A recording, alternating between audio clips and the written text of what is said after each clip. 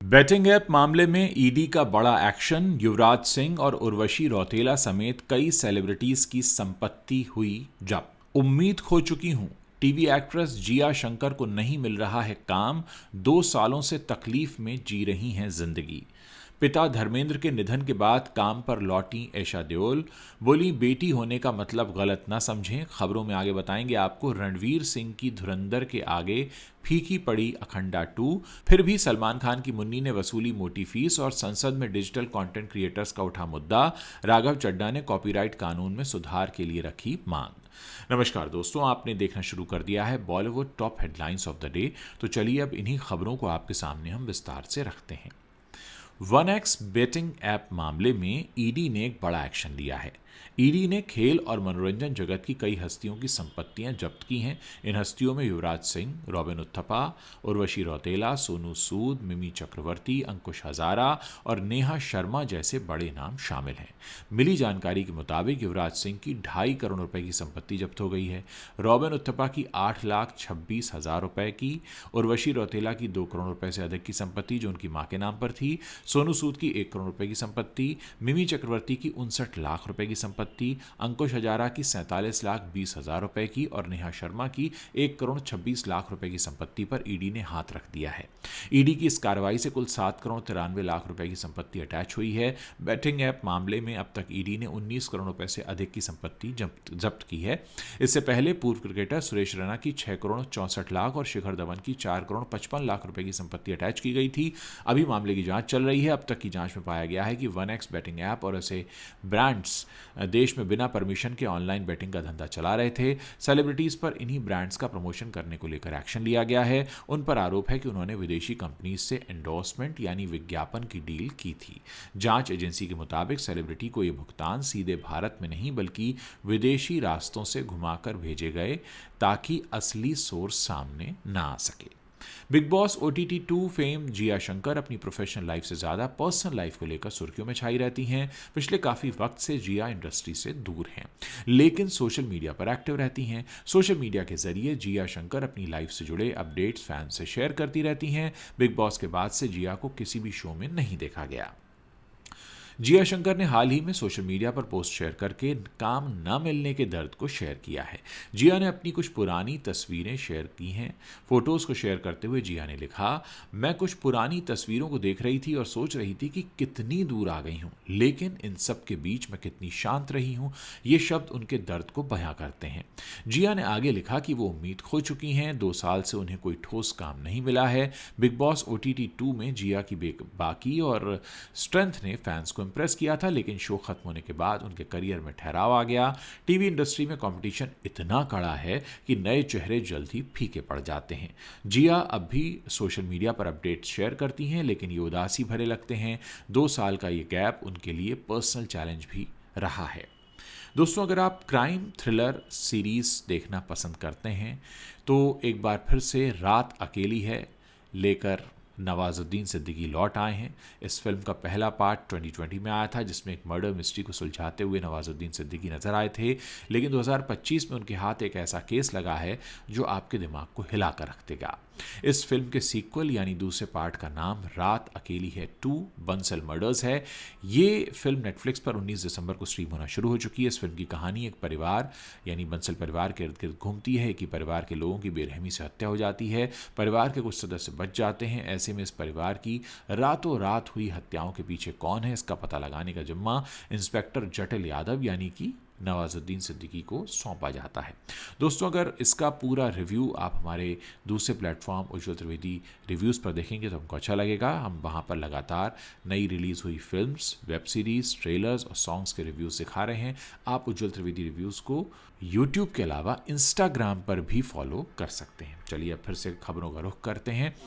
रणवीर सिंह की फिल्म धुरंधर इस समय बॉक्स ऑफिस पर ज़बरदस्त प्रदर्शन कर रही है और 13 दिन बाद भी इसकी कमाई थमने का नाम नहीं ले रही है। 5 दिसंबर को रिलीज़ हुई इस फिल्म ने भारत में ही करीब 500 करोड़ रुपए का आंकड़ा छू लिया है। इसी दिन नंदमूरी बालकृष्ण की फिल्म अखंडा 2 भी रिलीज होने वाली थी, लेकिन आखिरी वक्त पर इसे पोस्टपोन कर दिया गया। हालांकि अब फिल्म को रिलीज हुए 7 दिन पूरे हो चुके हैं, लेकिन शुरुआती तेजी के बाद अखंडा 2 के कलेक्शन में लगातार गिरावट देखने को मिल रही है। फिल्म अपनी स्टार कास्ट और फीस को लेकर भी खूब चर्चा में है। अखंडा 2 में नंदमूरी बालकृष्ण के साथ साथ हर्षाली मल्होत्रा भी अहम भूमिका में नजर आई। हर्षाली यानी जो साल 2015 में सलमान खान की सुपरहिट फिल्म बजरंगी भाईजान में पाकिस्तानी मुन्नी बनी थी, वही हर्षाली हैं। और अब हर्षाली बड़ी हो चुकी हैं, पूरी तरह ट्रांसफॉर्म हो गई हैं। उस वक्त वो महज 6 साल की हर्षाली थी, अब 6 साल की हर्षाली 17 साल की हो गई हैं और उनके किरदार भी पहले से कहीं ज़्यादा दमदार होकर निकला है इस फिल्म में।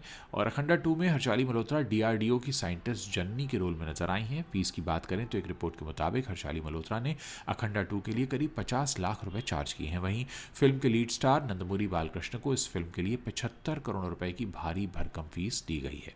दूसरी ओर संयुक्ता मेनन को करीब 2 करोड़ रुपए दिए गए हैं, जबकि म्यूजिक डायरेक्टर S थमन ने 15 से 20 करोड़ रुपए की फीस वसूली है। बॉक्स ऑफिस आंकड़ों पर अगर नजर डालें तो फिल्म ने पहले दिन 30 करोड़ 50 लाख रुपए, दूसरे दिन 15 करोड़ 50 लाख रुपए, तीसरे दिन 15 करोड़ 10 लाख रुपए की कमाई की। इसके बाद कलेक्शन में गिरावट आई और छठे दिन तक ये फिल्म भारत में कुल 73 करोड़ 85 लाख रुपीस ही कमा पाई है।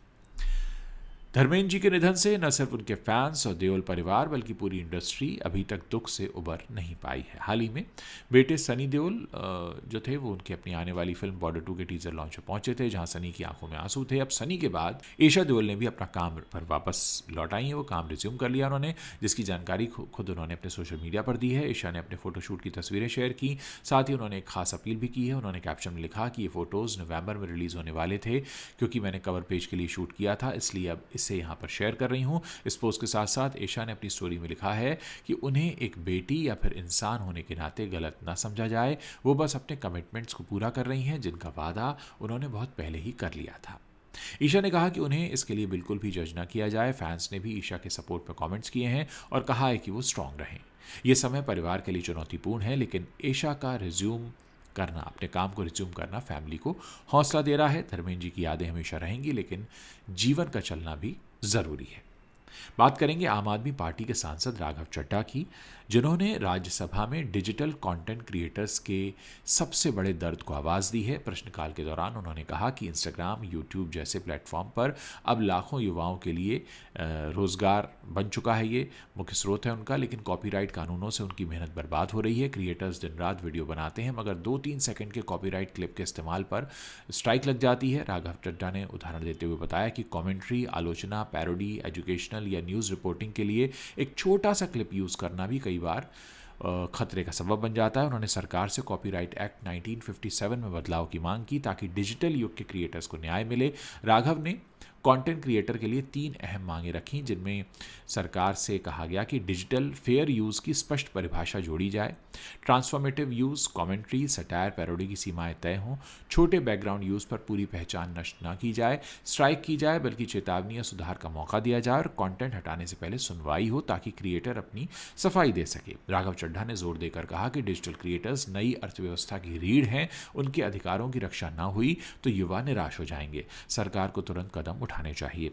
राघव चड्ढा बॉलीवुड से भी जुड़े हुए हैं, आप जानते हैं कि परिणीति चोपड़ा उनकी पत्नी है। दोस्तों, एक बहुत बड़ा मुद्दा है ये, जो लोग भी डिजिटल कंटेंट क्रिएट करते हैं इंस्टाग्राम पर, फेसबुक पर या यूट्यूब पर, अक्सर किसी छोटे से क्लिप की वजह से उनका पूरा का पूरा प्लेटफॉर्म ही ख़त्म हो जाता है और ऐसे में एक बहुत बड़ा झटका लगता है। वो लोग जिन्होंने 5 साल, 7 साल, 8 साल, 10 साल, कुछ लोग ऐसे हैं जो 1 या 2 साल की मेहनत के बाद उस प्लेटफॉर्म को खड़ा करते हैं और सिर्फ एक छोटी सी वजह से उनका पूरा का पूरा प्लेटफॉर्म नष्ट हो जाता है। तो मैं चाहूँगा कि इस पर भी अगर आप अपने विचार रखते हो तो ज़रूर रखें। इस वीडियो को देखने का बहुत बहुत शुक्रिया। अगर आप लोग चैनल पर नए हैं तो हमारे चैनल को सब्सक्राइब कर लीजिए ताकि जब भी हम कोई नया वीडियो पोस्ट करें उसकी जानकारी आप तक तुरंत पहुँच सके।